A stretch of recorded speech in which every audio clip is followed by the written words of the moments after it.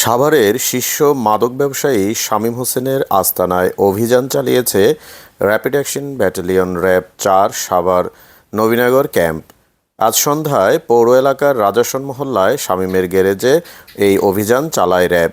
এ সময় একটি বিদেশি পিস্তল, ৩টি ম্যাগাজিন ও ২১ রাউন্ড গুলিসহ ৩ শীর্ষ সন্ত্রাসীকে আটক করা হয়। আটক সন্ত্রাসীরা হলো সুমন, জাহিদ ও সবুজ।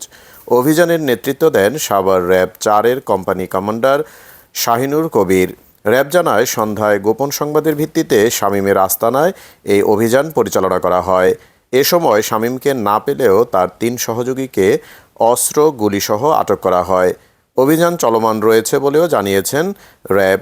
শীর্ষ এই মাদক ব্যবসায়ীকে আটকে র্যাবের অভিযান অব্যাহত রয়েছে।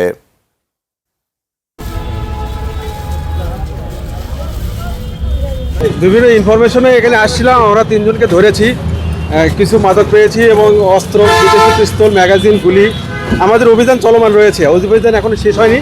আশা করা যায় যে আরও কিছু ধরতে পারবো। ধন্যবাদ।